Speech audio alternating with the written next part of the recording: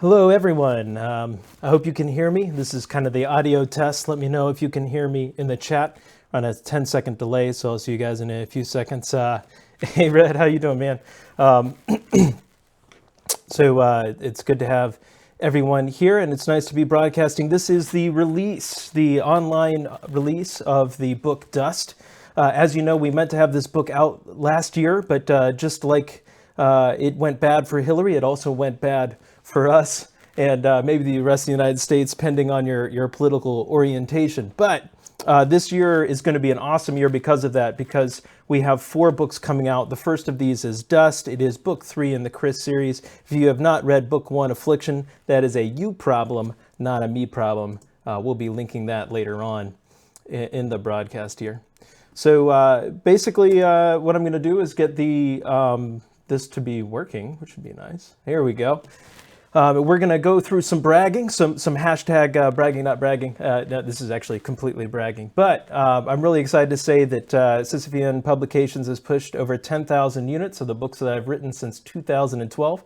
Now, it took us 5 years to do that. That includes downloads, audiobook, and paperback sales. But that is really freaking awesome. Also, it's more awesome if you consider the fact that we have absolutely no marketing budget whatsoever. So that's kicking butt. Just to let you know how this is going to go, we're going to have an audio sample of someone reading from the first chapter of the book later on. We're going to have a special guest interview come on, and we're going to run through these accolades, what you can do to help the cause, and I'm also going to be answering your questions as we go on. Also, I should point out that Dave Driggers is the person who did the audio. We have over 154 ratings and reviews between Goodreads and Amazon, with an average of 4.48 stars. Now, I think that I'm about 4.9 stars, so we can average that to 4.7. We've had top 10 rankings for Electric Blues for hard science fiction. I believe we reached as low as number 7 in Canada, so that was pretty cool. If anyone's listening from Canada, you rock, except Canada geese are terrible. I don't know why you have those things or why they were named after your fair country. We had top 20 Amazon rankings for Night of Gehenna and Dark Fantasy. That was in the United States, and that was completely awesome. We had a top 10 ranking for Even Hell Has Nights, also in Dark Fantasy. It was there for like an hour and a half, which is still amazing, considering that we don't have a marketing budget, as I mentioned before. Also important, we are the most hacked website that I know. I mean, it's been ridiculous. I'm not sure how it's happened so many times. Actually, one of the people actually got the password to our web hosting service. So we were fixing the website, and they were logging in as us and just going in and updating it. So that was absolutely terrible. But if you write books set in hell, you're going to piss a certain demographic off, and we have certainly suffered from that. So Sean, you ask, how can I help? Only you can't see the help because my face is in the way. Let's see if I can move out of there. First, of course, read the book. Second, leave a review at your point of sale. And third, tell a friend who is literate about these books. If your friend is not literate, that's okay. It just becomes a 2-step process. First, get them counseling on how to read, and then recommend the book. But that should be, keep in touch with me. Let me know your thoughts. Some of the most exciting things in my day is when I get emails from fans and people asking me about the books. I also want to go quickly over our future publication, and then we'll get to the question and answering. Let's see, stop making your password. That is not what the password was. Someone change our password. So in the future, what we have in June, the release of Convalescence. That's the book that follows Dust. We're not going to leave you on any cliffhanger for too long. That's our new goal here. For September releases, we have Execution coming out. In October, I may have... I watched Tokyo Ghoul, and I thought that like it was done wrong, and I thought that maybe, and it ended up being a vampire thing. So no judging. Don't hate me. You don't have to read it if you don't want to. But it is a little bit of a vampire. I'm really embarrassed about that. After that, we've got December release of Wasteland. That's the next book in the Chris series. And that's going to put you at a great place with that series. So at the end of the year, you should be able to take a breath and kind of relax there. We're also going to be setting up an exchange where you can give your email to get a free ebook. We'll be looking to have that debuted shortly. We should have audio releases of Affliction and Soulfall before the end of the year. And we're going to revamp our website now that it's been about 4 or 5 months since it's been hacked. It's not interactive right now, but that's probably why we've been able to keep it up for so long. But we're going to slowly test our waters again. Maybe call Anonymous for some help or something, because it's been ridiculous. So that is our future coming up. We're going to transition now over into the questions. I think I have it. There we go. We have a slide. So I'm going to read some of the questions that we have. I'm just checking the different chats that we have going on to make sure that I'm not missing anyone. Okay, gotcha. And so now I'm going to go ahead and read out some of these questions. These are questions. Some of them will be from earlier. Sent in, I requested online, and some of these will be you can see but you can't hear. Oh my gosh. And that is not good. That is actually not a me problem. The broadcast does have audio. But all right, to go on to some of the questions here, we have, do people get old in hell? What happens if an old person dies? That question's from Meredith, and the answer is somewhat exciting. You can't really get old in hell because age is a function of damage. As you know, hell heals all wounds. So you're going to reach an equilibrium age. Now, the more depressed and down you get, as you know, you're going to trend further out. You're going to heal slowly. That means that you can age up to that point. And when you're talking about getting into the stilling territory, that's when you can die. If an old person dies, then they will heal back into the equilibrium age. August Crickle asks, and he's a great dude. He works a lot with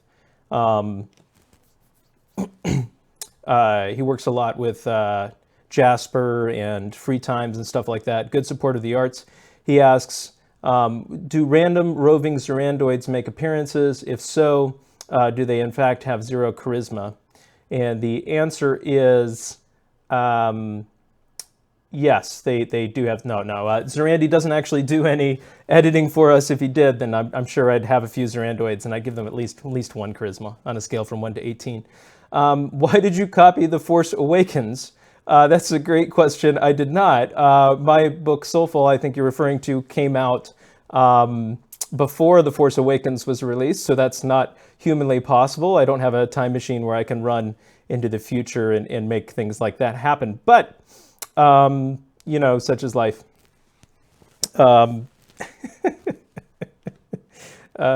Just to let you know, just because you have a bridge in a father-son moment does not mean that those two, that somebody stole from somebody. But I would point out mine came out first. So if anyone stole from anybody, they stole from me. Hi, Jableki, how you doing? If you guys could let me know, just let me know.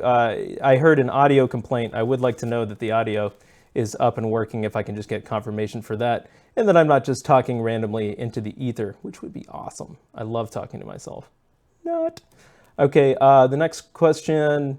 All right, let's see if we have any questions from the chat. And if not, I'm going to, I can hear you just fine. Awesome. All right, I'm going to go ahead and bring on our special guest, who is the editor, the head editor of Sisyphean Publications. So we're going to be giving her a call, and we'll have some questions. And you guys can still ask me questions in the chats as well. Let me know. Hello, are you there? I am here. Awesome. Let me get your video up, and then I'm going to let the people in the chat be able to see you as well. They can sort of see you, but I can get you better. There we go. All right. So how are you doing today? I'm doing pretty well. All right. Well, welcome to the chat here. I have a couple of questions for you. Just so everyone knows, this is Gabriel Alexa. She is large and in charge. She is the head editor of Sisyphean Publications. And the first question is a painful one, and it is, what's Sean's most common grammatical error? Be gentle. Be gentle. I can't be an editor and be gentle. Oh. That's like against the law or something. I guess one of the most interesting things to talk about when it comes to grammar is homonyms. If you don't know what a homonym is, it's when a word it sounds the same, but it is spelled differently. And one of the more interesting conversations that Sean and I had was for the word peaked. And you see, there's one that's spelled Piqued, which is for like curiosity. My curiosity has been piqued. And Sean spelled it right, but since I never see it written correctly or very often, I was like, I don't know, we need to look this up. And of course, he patted himself on the back because he got it right. But in other instances, because it sounds the same when you're reading it, your mind processes it differently. So you have to be very careful and look at it. So like there's a mountain peak, or to peek around the corner, which you have the P-E-A-K and the P-E-E-K. Yeah, that's one the hard one I've got down. That is no problem whatsoever. Yeah. It's the easy which one. A lot of people get wrong. I've got, so here's one question that's actually more for me. I'm going to answer that really quickly and then get to the other questions for you. And that is, who is Galen? That's actually the most common question I get. So there's actually 3 fan theories that I'm going to share with you. I'm not going to give the answer. I can tell you the answer will be out in the next Arcturus trilogy by either book 4 or book 5. We're not sure yet, but we are working on those now. So the first fan theory I got was that when Chris is taken down the Thames River and he's pulled out and he wakes up, he looks up into Galen's face and he says the word Ares. And so this could be that he's recognizing Galen as who he really is. Other people have pointed out that they expect in Chris Zero, from the backstory of Chris Zero, incidentally, is the origin story of Chris. It actually comes before Affliction. It hasn't been written yet. But he ends up in the City of Blood and Stone with Mila, everyone knows from his other books. And everyone knows that Ares is the one who leads him out. So some have speculated that's just that the last time Chris was injured and woke up, he saw Ares, which is a possibility. But the second one is that a human and an angel, when they have a baby, make a Nephilim in the universe, also if you're a Jehovah's Witness, but in the Hellsong fictional universe as well. So some people have speculated that Galen is actually an angel, and that's why he could take the shots from Lefebvre. And then the third is that there's a mention in Night of Gehenna and in March Till Death, there's a rogue infidel friend who's left the infidels, and some people speculate that that's Galen. And I'm not going to say if any of these true or all 3 are true or if maybe one's true, but you will find out shortly. So I wanted to go ahead and answer that question. The next question for Gabe here, with 4 books coming out in 2017, what do readers of Chris and Hellsong have to look forward to? Well, we were introduced to Chris back in the Arcturus trilogy.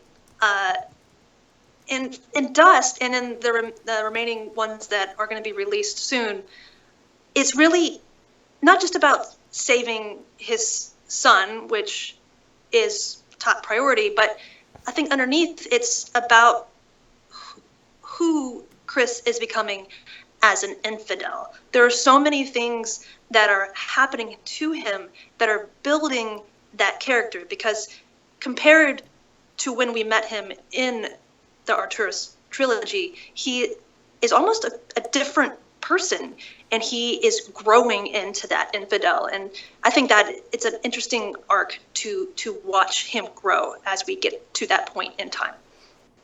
Rock on, rock on. Well, we'll give the chat just a little bit of...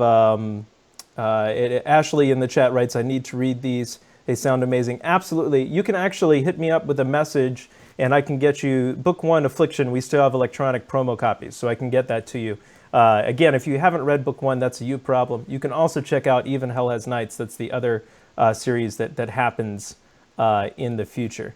All right, well, let's give it just a few more seconds for some questions, but I guess one more question from me is that when are you going to have time to edit Wasteland? Because we've got the others ready to go, but Wasteland, we've still got some work to do. That's the last one we'll be putting out in December.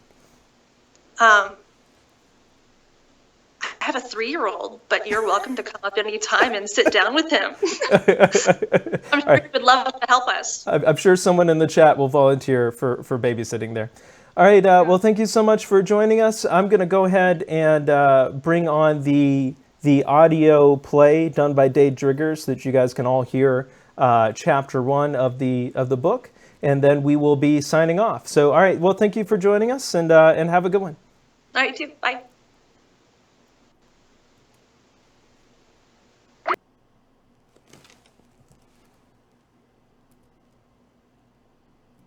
My son is going to kill me.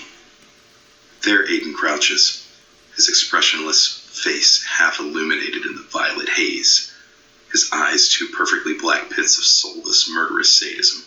He found me first. I'm not sure how. El Cid and Q were certainly better trackers. Maybe Aiden was just closer. Maybe he just got lucky. Maybe Cid and Q have abandoned me. Blue light crashes into the chamber, streaming in and out with the intensity of an old world lightning storm. Only there's no thunder, just the dull roar of the Erebus. It drowns out the purple light of Q's sword, revealing the entirety of my son's face. He is nothing if not patient. And why not? What of the dead but time? He approached me twice before. On both occasions, I managed to raise Q's sword, and he drew back. Either because he bought my bluff of violence, or because he was just biding his time. Is it a bluff, though? Can I bring myself to kill my own son? Am I strong enough to lift the blade a third time? The infidels haven't abandoned me. I know they haven't. They're cruel sometimes. They make choices designed to cut their losses.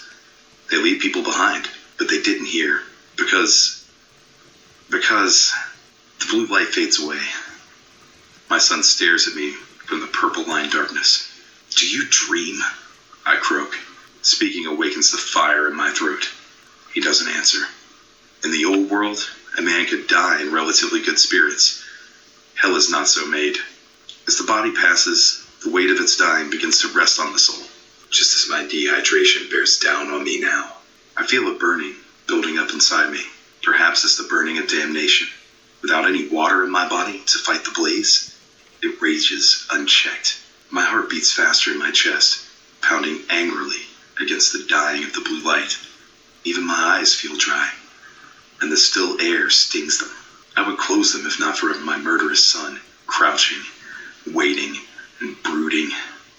Do you dream? I croak again. What do whites dream? The question is a trick. I'm trying to find out if he sleeps. If he closes his eyes, I'm going to crawl away. And I would have to crawl. I don't know if my ankle is broken or just severely sprained. Either means death. Do I have the energy to try? I stare at my son, fighting a losing battle with my delirium. Insanity swirls around me, just on the edges of my vision, crashing in upon my consciousness like the blue light, bringing with it soft dreams of peace and fire. He still doesn't answer. The flames burn gently in my throat, in my body, in my mind. They lift me. I can feel the ground under my feet. I can walk towards the Erebus. Fire fills me so completely that only the river can douse my soul. No, not real. I force my mind back into my body, back into the present, where I lay half propped up against the cave wall. Clothes rustle as my son stands. His soft footsteps reach my ears, just barely, over the rush of the Erebus. I want to grab Q's sword, but my arm will not obey my command. It twitches like a branch popping in an intense fire. I tried to tell Aiden to stay away, Erebus. My mouth to grab Q's sword, nothing, but my arm will not obey my command. There's like sand in my eyes, and my vision is so blurred that my approaching son is merely a shadow. I feel him above me, and I wait for death. His cold, dead fingers press into the skin around my mouth. I can do nothing to resist. Some foreign substance touches my lips, then my teeth, and my tongue, and my cheeks. Then the back of my mouth, and my throat. Water. I swallow it like a man possessed. The fire in my body seems to make it steam, and for a moment, that steam is hotter than even my soul. But then the rush of cool liquid fights the inferno. Relief travels down, down, down into my belly, where I feel the flowing waters quenching the fires of my damnation. God, it feels good. Suddenly the water is gone, but the coolness remains. The beat of my heart slows. My breathing is rapid, but soon that too begins to calm. He's not here to kill me. My son is not going to kill me.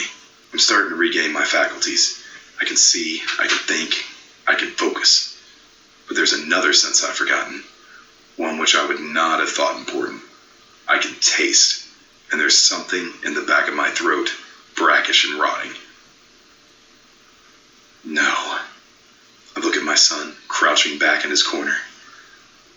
You can't, I shout. The taste is a new one, but slightly familiar. It reminds me of the corpse dust Hagar had poured down my throat in Melee Bele. But it's somehow smoother, purer. Not corpse dust, but white dust. My son is smiling, blue light shining against his otherwise purple-covered face. You don't get to die, Father. Not without permission.